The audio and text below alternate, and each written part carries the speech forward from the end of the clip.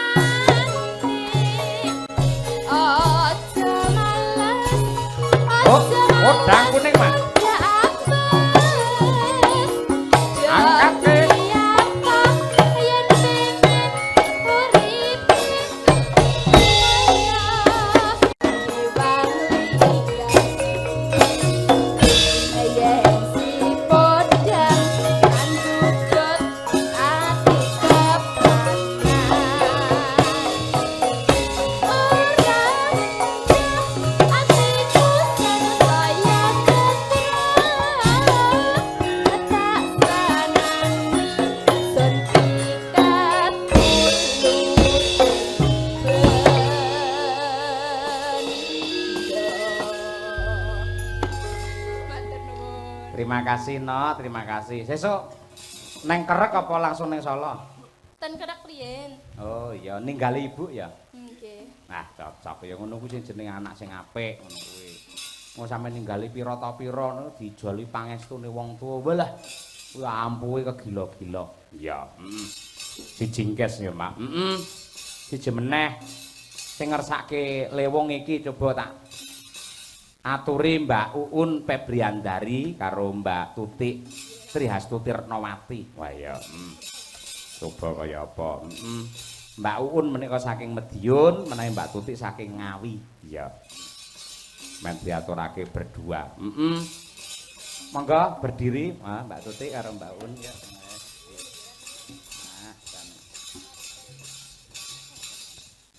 Lek Mbak Tutik kondang apa kuwi jenenge joget ala Thailand, yen Mbak Uun iki kondang sinden. Ape lho Un, seneng aku. Pancen lek jaranan kudu enek sing ngono kuwi. Lah nggih ta ben rame to. Tapi kula izin iki wau. Nyapa kok izin? Sampun jenengan dhisik ya. Ora. Aku anane dhisik mergo seneng ngono lho, ngefan karo sampean ngono lho. Ning yo aja nganti sik kabur sampean wis aja nganti. Mbak Tuti sudah sehat? Alhamdulillah sehat selalu. Seger. Aku lek panggungku nek sampean rumah aku sepo sepil sepah samun. Napa nggih? Oh, tenan ngono. Kadang sia-sia wae karo aku jenengani. Lek sia-sia ki tandane malah gemati ngono kuwi. Lek ning panggung kan drama. Tegese aku memperhatikan karo sampean carane ya sosok nyio-nyio sampean ngono kuwi. Ning janjane tenan yen ra ono ngono sampean gagerah utawa pas lara wingi lho rumah aku jan sewengi suwi ngono lho. Sakniki pun sehat, Pak. Saiki nek sampean malah saya suwi rumah. Lho tenan to. Ngel. Jangan. Tenan kok. Ambak menika waranggana seragame padha kalih kancane nek teng Jawi Madangkara mriki menika sampun bintang tamu. Oh iya Mbak Tuti wis larang regane. Lho tenan kuwi, tenan.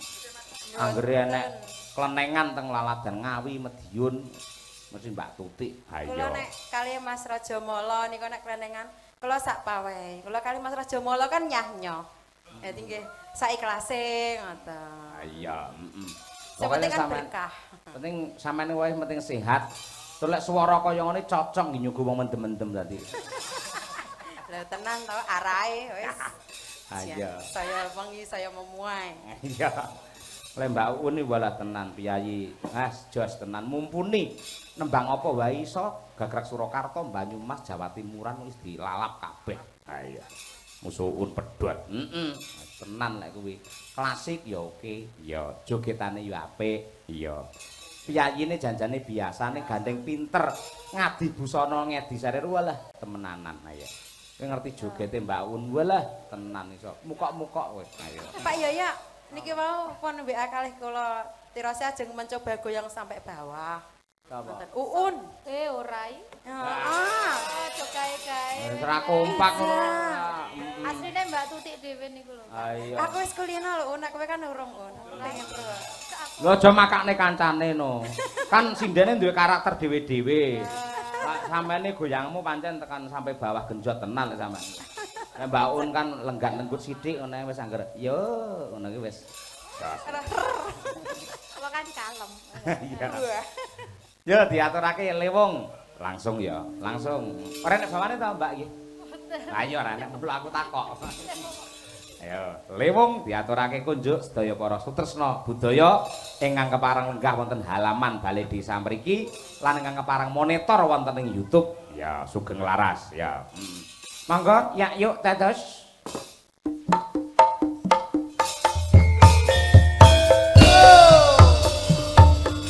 Masih bersama Madangkara.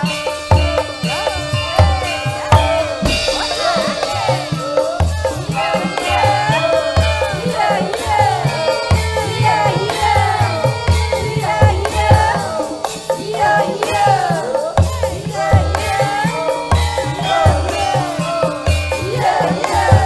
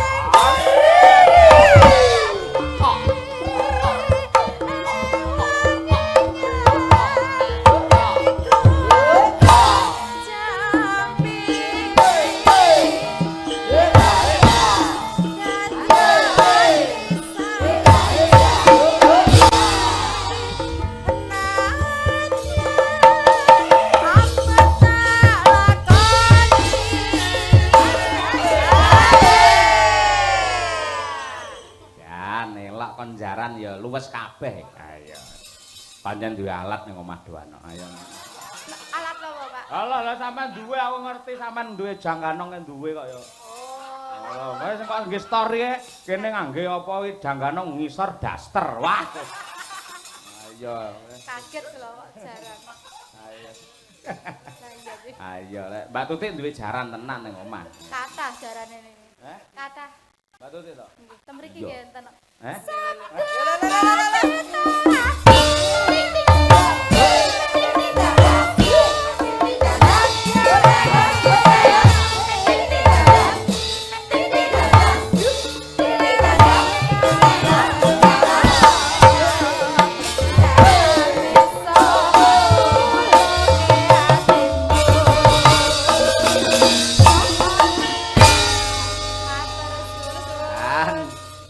Jos. Lek piyayi loro joget iki sing seneng ora mung penonton, kancane melu seneng. Ayo. Mbak Lia wah langsung wah luar biasa anak-anake. Ayo. Ayo, didikane Mbak Lia kaya ngono wae. Jos tenan. Luar biasa. Ngaturaken panuwun dumateng para moderator Kuntadi Channel, Pak Dwijo, Baineno lan sedaya kemawon. Kalebet menika ingkang kepareng. Ah nggih. Mas Karno SKC. Nggih, matur nuwun Mas. Nggih. Ugi saking Pak Kustoyo Cepu menika ugi midhangetaken. Nggih. Sembah nuwun, salam hormat. Nderek mantu nyimak saking YouTube wonten griya Cepu. Mugi lancar sukses. Wih nggih, sembah nuwun Pak Kustoyo. Ya, isih ana isih. Namung nderek nyimak saking griya Pak Dalang genduk diajeng mboten ngabari. Oh. Nggih to Pak, nggih. Menika Pak Suyoko, iki lho no, Pak Suyoko. Ayo. Kuwi ugi wonten melih wilujeng dalu Pak Dalang nderek monitor saking Pak Marsono Pulirejo Pilang Kenceng Mediun. Wah. Cedhake maratuwane Mas Gapuk ana kuwi. Iya. Sembah nuwun. Ya. Mak, Ripalungguhan iki ngaturke panglipur dianggap rampung dhisik banjur engko gara-gara dibacutke lakone iki ora mung siji ning bonus kagem warga masyarakat kene ya Dewa Ruci insyaallah nganti Bima Suci tegese sakwuse Bratasena entuk kawruh kasampurnan aja nggih dhewe ning bisa ditularake marang piyayi kakeh. Oh iya mula banjur madeg Brahmana dadi Bima Suci. Lakon loro ya Mak. Lakon loro dadekne sewengi ning anggarane tetep sewengi ya. Ora masalah, ora apa-apa.